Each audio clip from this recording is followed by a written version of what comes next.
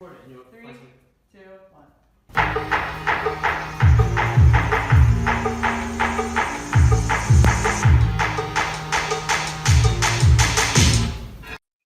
Boom. Welcome, everybody, to a new week and almost the end of March. Can you believe it, dude? 2021 is already almost a quarter over. After how slow 2020 drug on, now that we're back into regular time, it is flying by.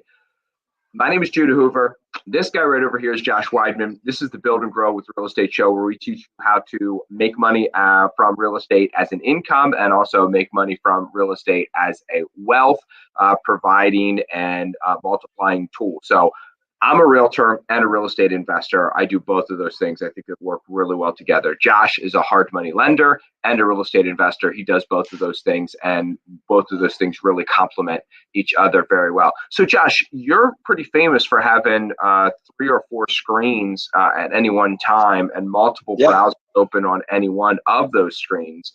But recently, because you've been buying a house and going through some construction on that and doing a whole bunch of other stuff, you've been down to one screen. Is this Dude, likely to be the norm for you moving forward?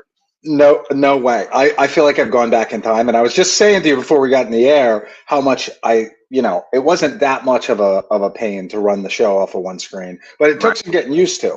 Right. I am looking forward to my mounted screens and studio mic and everything else that I've got brewing here. But right now, I'm waiting on my kitchen cabinets to finally be installed so I can take all my kitchen stuff out of the office and actually set up shop. So anyway, it's a couple days away, but it's getting there, and my screens are like begging me. They're like, "What are we doing here? We're just They sitting feel in the so garage." unloved. They feel so underappreciated, I know. underutilized recently. That's right, and they should feel that way. They've been underutilized. I feel bad for them.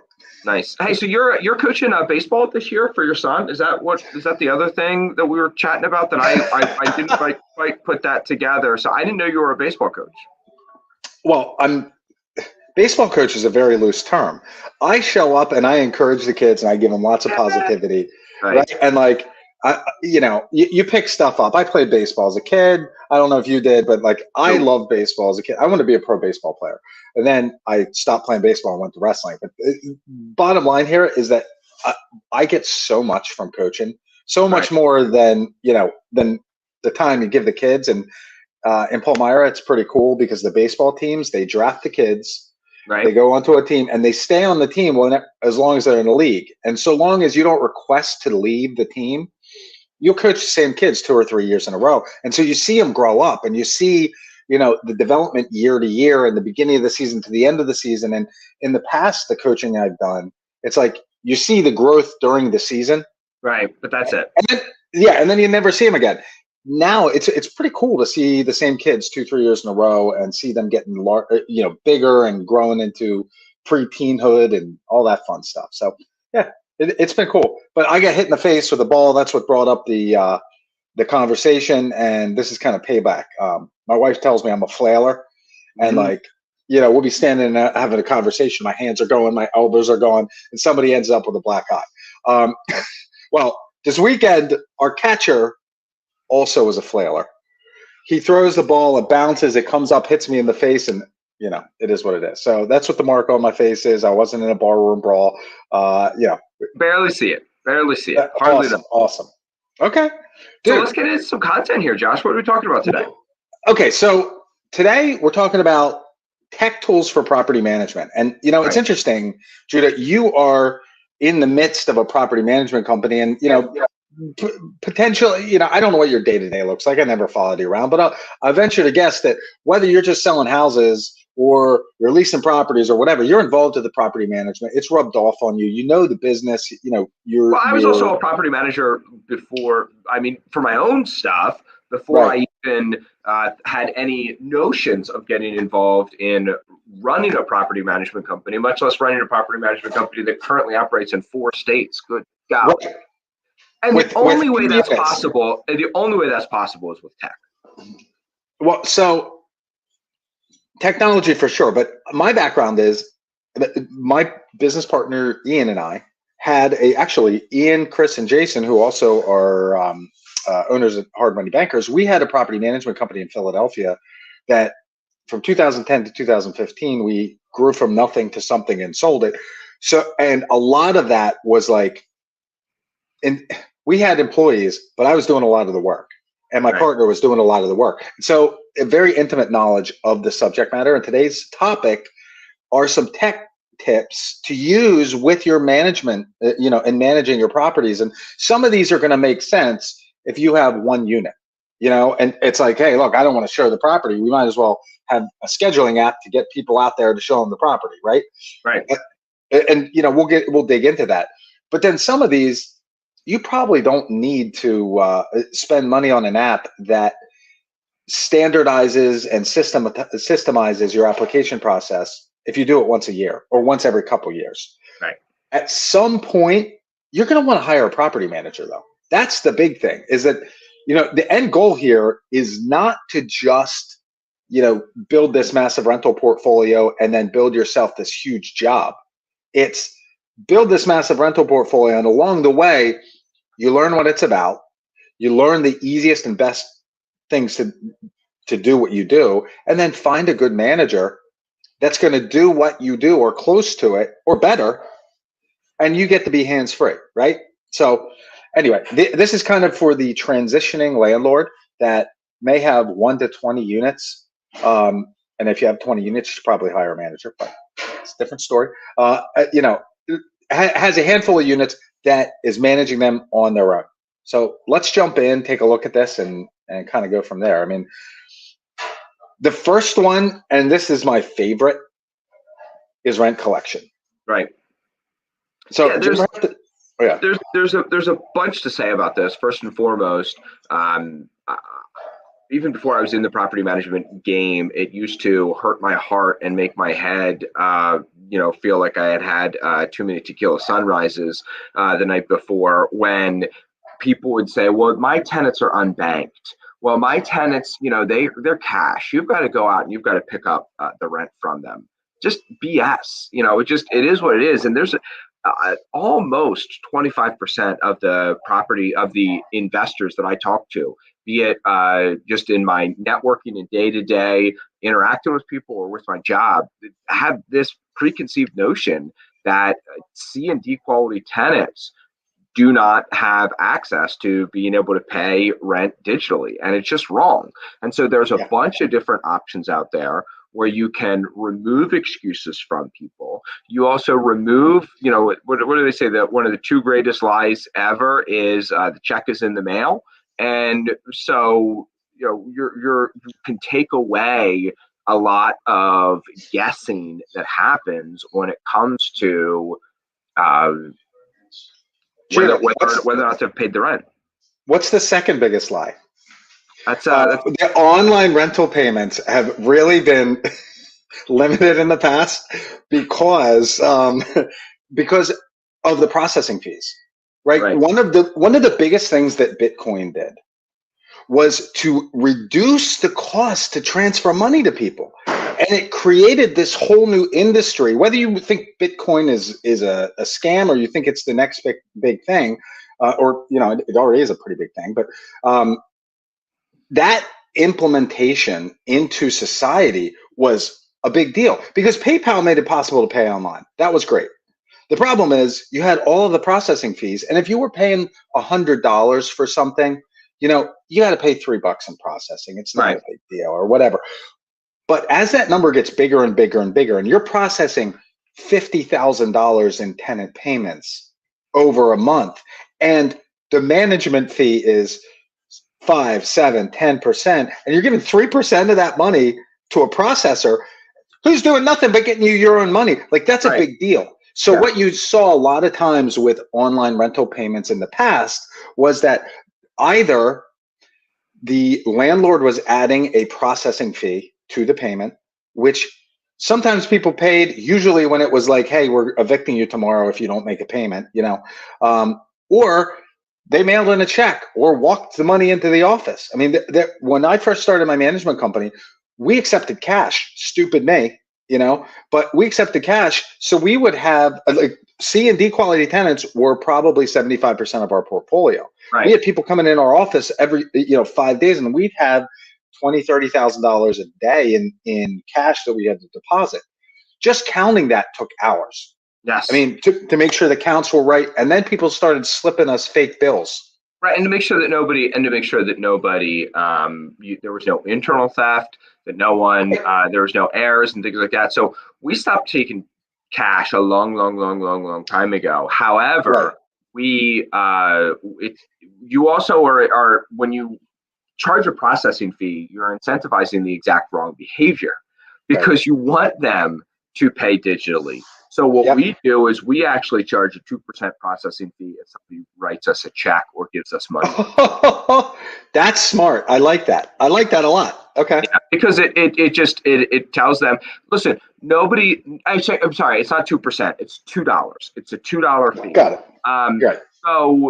So when we do a lot of third-party management, so I need to be able to justify a fee to the owner that the owner I'm working for doesn't think that I'm getting rich off of their tenants. No one's getting rich off of a $2 fee here or there. It's just that the intent is to sting the tenant just enough that they do the right behavior, which is set up online payment, because if they set up online payment, a certain percentage of those are going to naturally then also default to automatic online payment, which is the whole hell of this whole thing anyway. Well, and that's the key, right? So if you are just getting started in this, you have one rental property, you can set up Venmo. Give your tenants Venmo or the Cash App, and if they don't have those apps because they are truly non-bankable, sign up with Pay Near Me, and I'm going to come back to that in a minute.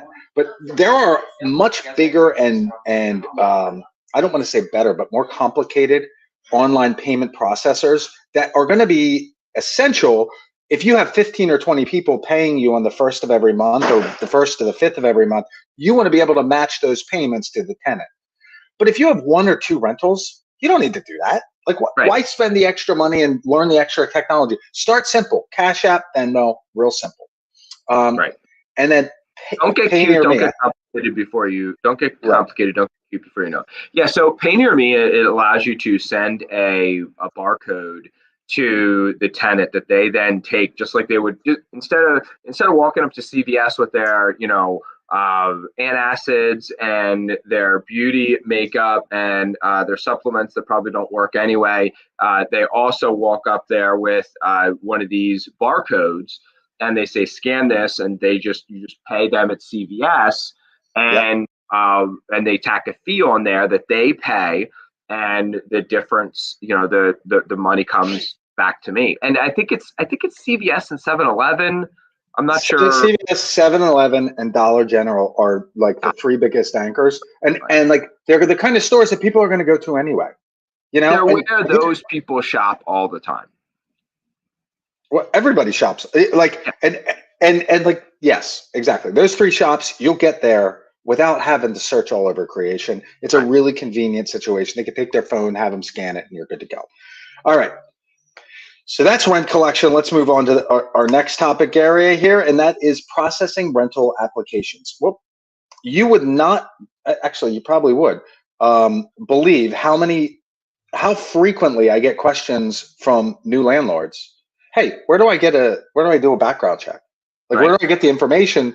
What do I ask? What can I ask? What can't I? I mean, we've talked at length about how, number one, how do we get the information? What can we ask? What can we not ask? Where can we get into trouble?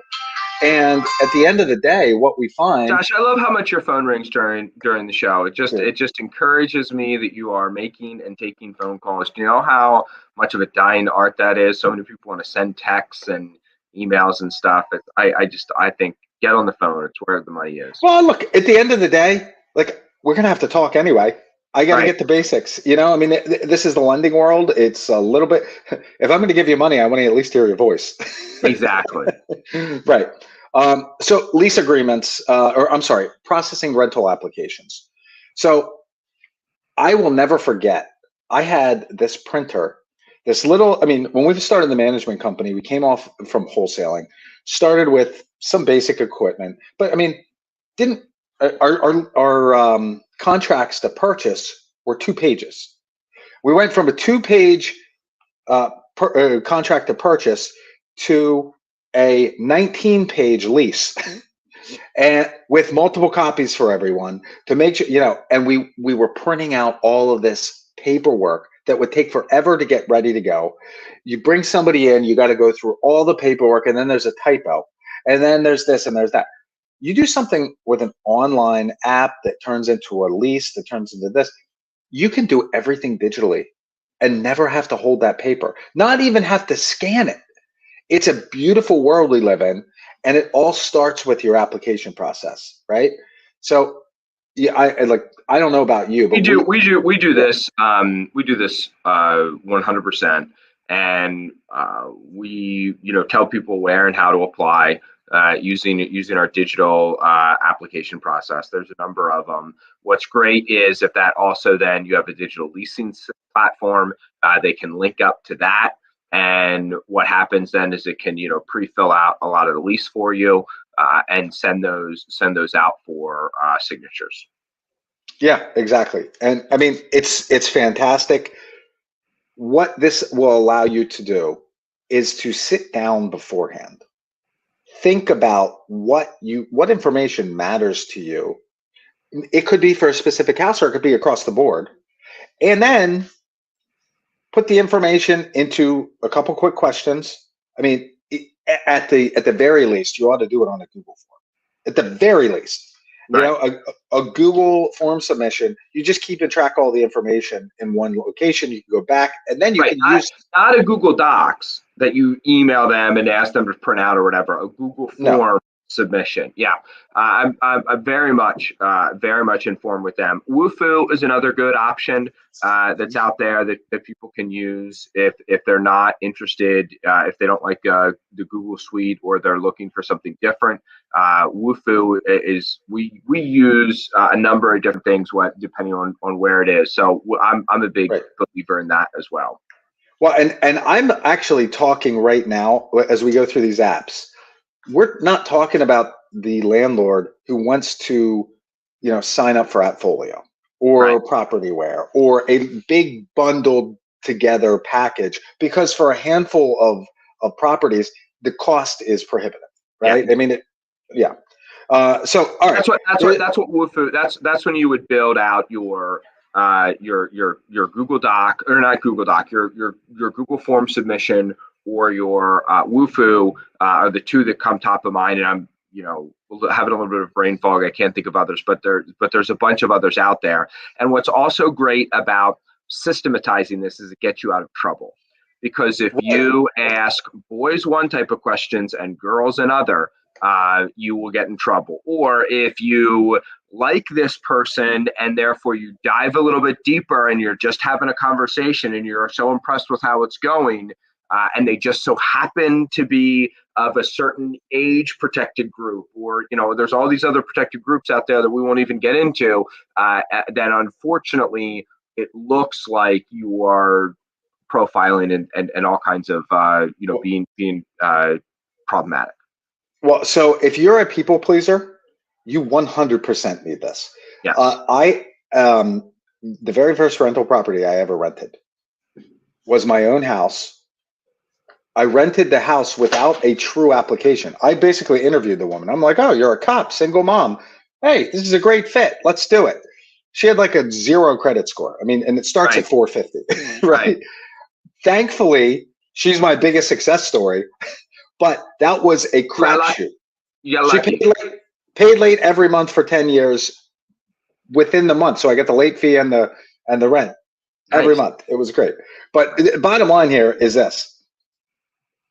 Don't let your emotions carry you away. Don't let how you feel about the person, or how they look, or all the things that we bring, the baggage that we bring to the table. Don't let that guide your decision making. Get all the information, choose a best applicant, and move on from there. And you can do it online, so that after they, we're going to go into some of the next tech that we're talking about. You might never even have to meet this person, ever.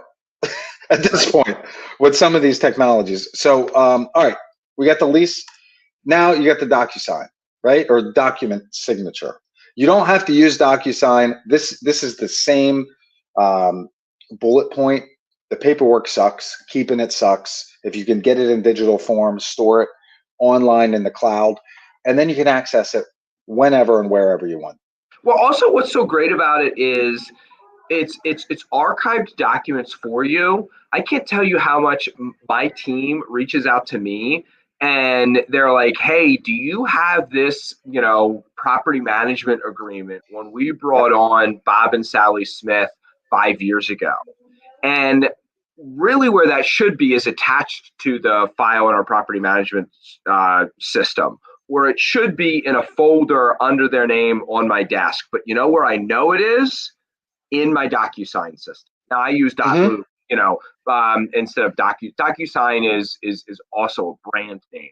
So Right. it should be using one of these, because if for nothing else, the automatic archive feature that you're like, okay, I need the lease on 123 Main Street. I know I used the digital signing software for it. Let me just go in there and get it. Okay, I know I need the addendum to this purchase contract that I did. Let me go in there and get it. Yeah, that's exactly right. This is such a cheap option too. I mean, it might be $10 a month, but there are other services that are not DocuSign that are like a few bucks a month. Yeah, it's not much. If money is the limiting factor, this shouldn't be one of those items. it's about $100 a year. I've wasted more on less. Yeah, absolutely. All right. This one is a big one. Oh, this is a bear, right? Service calls. Yep. If done well, you can look like a total rock star, and you will get tenants that love you forever and always want to rent from you. If you do it wrong, you have a mass exodus from your properties. I mean, people will not. You'll get a bad reputation. They'll want to leave before anything happens. So, how do you manage this well?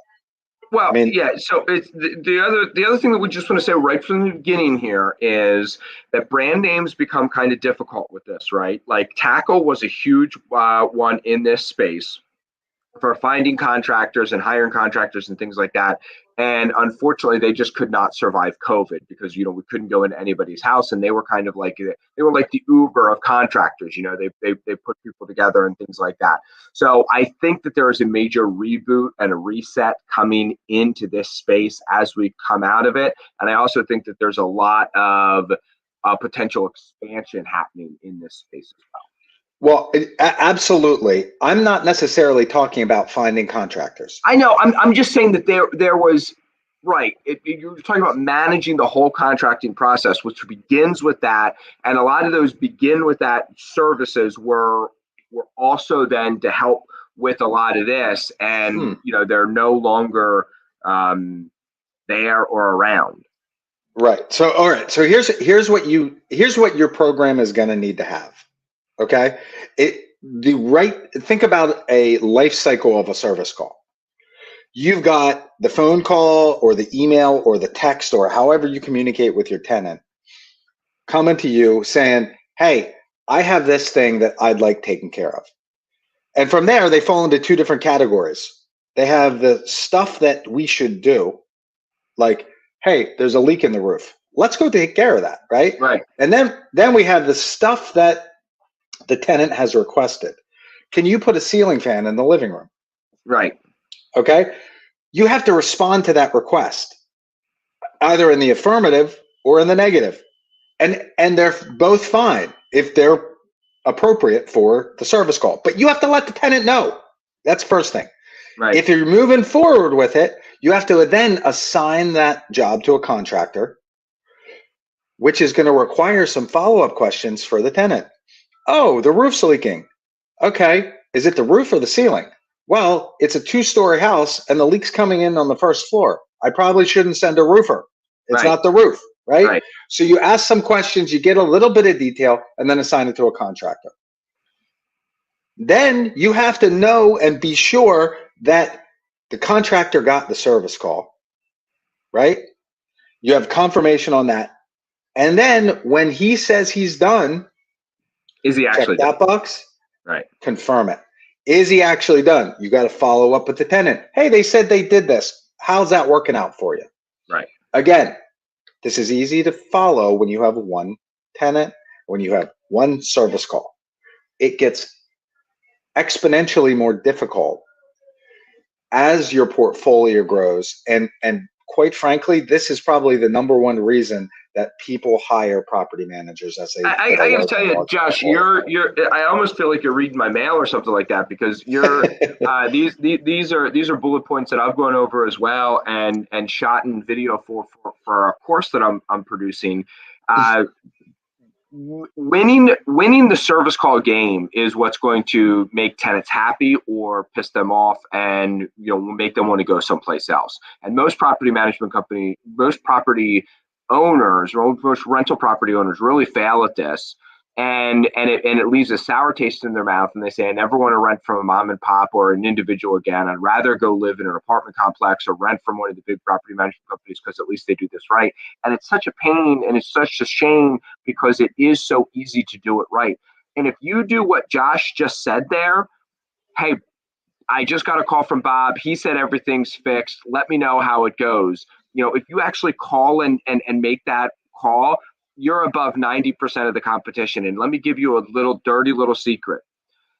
If you call a week later and say, hey, Josh, I'm just calling, is there still any water coming out of the ceiling or anything like that? Most people are afraid to make that call because they're afraid of hearing other flack or other problems, or, oh, they're going to think that I'm also calling about the $75 in rent that they shorted me, that they still owe me, or whatever. Leave a voicemail or send a text message or whatever. But if you follow up a week after work was done, you are like, so just to be thought of, just that you put that effort into it, is your tenants are going to love you.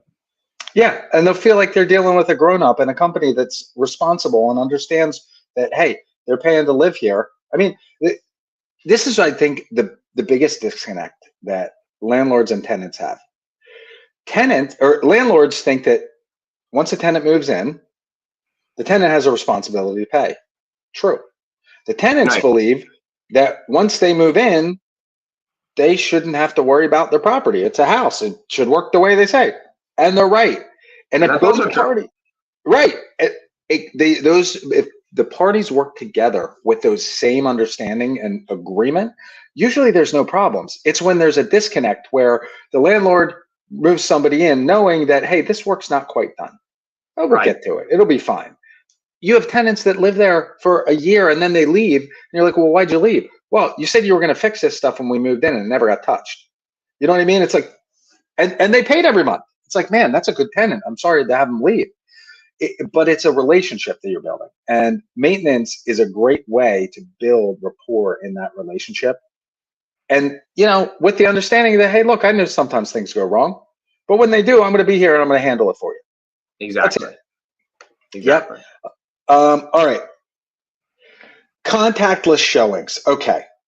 So when I first started leasing properties, I would schedule one appointment for one person, and then I would go out there and they wouldn't show up. And then they wouldn't pick up the phone when I called them. And I'd sit there like an idiot for an hour and nobody goes through the house, right? Don't do that. Right. There's a lot of technology now that, excuse me, specifically things like smart locks that will allow you to set a specific code for each potential, tenant going through the house. When they go into the property using that code, guess what? Now they can change the code or erase the code so that they can no longer get back in. It's just it's an opportunity to know who's going in, when they're going in there, get feedback virtually, and you never have to go to the property and waste your time sitting on your butt waiting for somebody for an hour. Yeah, here's another way. There's services out there that'll do this. Oh, Josh, I'm glad you want to see my property. Great, go to this website. It'll just ask you some information, and it'll give you a combination. So we use a special lockbox that I have to verify their driver's license, and I get a credit card information. Now, think about that. The credit card isn't charged. It's just that I now have their credit card information on file. They know that. I know that in case there's any damage done to the property. It also assigns them a code through the website, and they've got like an hour to be there. And then once they leave, it texts them and says, hey, by the way, did you put the key back? You know, is the key where it's supposed to be, and things like that. So there's, I'm the same way, Josh. Like I used to tell people to go to the house.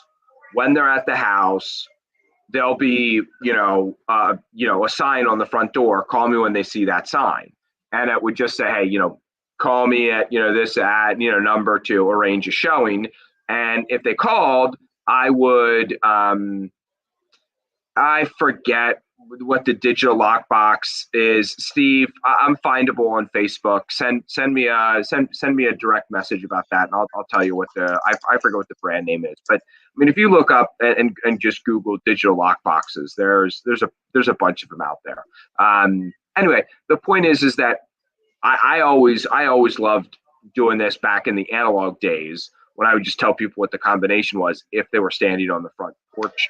Now I can actually do it even more advanced. Yeah, I did a quick Google search. Steve, we'll track this down. Where is this? It's Igloo. Yeah, Igloo they're one of the Home brands out is there. one name. Yeah. Sorry, go ahead. I was just gonna say there's different price points. Some have a monthly service fee, some don't. Some some you can use your phone to unlock when you're there. There's all different kinds of ways. We also use them for even though we usually have a property manager show our properties, we use them for some of our more remote properties, or some of our properties that are in certain neighborhoods. So we've got a number of different ways that works. I just put a link in the comments, Steve, with a list of a bunch of them, so you can check that out. All right, so last but not least, this is the last bullet point. We're running out of time here, but it's smart tech for your home. And I've seen this a lot of times in properties that weren't supposed to be rental properties. That somebody lived there, they did some upgrades on the house, and then they had to be relocated, or this happened or that happened. But what I've found is like a lot of the stuff, a lot of the tech and the Wi-Fi aspect is being implemented in areas that you would never think of it. Right. Now, I just bought all these appliances. All of them talk to my phone. Like it's nuts. But the refrigerator will tell you if the filter needs to be changed, or if the temperature's too cold, or whatever. You can with a oven now, you can turn it on at work from your phone, let the thing cook, preset it and let it cook all day, and then you walk in the door and it's done. Things like thermostats, if you're paying the heat, things like smart appliances, smart washers and dryers, flow detectors on plumbing to detect and monitor for leaks. There's a lot of different things that really make a lot of sense in this space. And you're right, Josh. Unfortunately, people do this too much when there's a couple of things that people have their mindset exactly backwards on. And people spend so much money on their own personal house, and they never think about spending the money on their rental properties. I think of this very similar to when people are rehabbing houses. They're like, oh, I'm going to flip this house, therefore I want to do all this great and wonderful stuff. Wrong. Like, it's your buy and holds that you want to make sure that you are doing amazing work to your buy and holds, and that you are really spending the coin on them so that stuff doesn't go wrong down the road. And smart technology is the exact same thing. It's people have it exactly backwards. They spend more money on smart tech in their own personal house than they do on their rentals. Well, and you know what? Maybe you don't want the same type of smart tech, right? Well, I was thinking 100%. that. I was like, Judy, you've talked long enough. Don't give Josh a second to say. If I was going to say another sentence, that's what it was going to be. Well, and it's true. Like you're probably not going to put a smart TV in there. They can bring Right. their You own. don't need a Wi-Fi enabled oven in your rental properties, but Right. certainly the Floor interlock meters. smoke detectors, and Uh-huh. there's a number of different things that you could put on there. Just putting a Ring doorbell in there is going to make people feel more comfortable. Hmm. Renting your property, they're going to feel fancier. There's a number of these things that are think like what granite countertops were in the 80s and 90s. Putting some of this digital stuff in a rental property is going to make it rent higher and faster and to a higher quality tenant. That's right. That's right. So, that's it for today. We went a little bit long here, but I think we had some real good content. If you are a landlord, we'd love to hear what we missed. If you're doing something different, you're doing something cool, let us know because we'd like to hear about it. That's all we got for today. We'll be back here on Thursday with a guest. And who's coming on Thursday? Do you have I that don't note in front know. of you? All I know I'll is check that it. we've got the next 7 weeks worth of guests lined up, and then when we get through that, we'll line up some more. Awesome. All Yeah, right, we've got guys. great guests coming. That's right. If you enjoyed the show today, don't forget to like and share. If you're looking for somebody to list or sell your home, talk to Judah. Whoops, wrong side. If you're looking for a hard money loan, give me a ring. Our information's here at the top. Thanks, guys. Have a great day and go make some money. See everybody.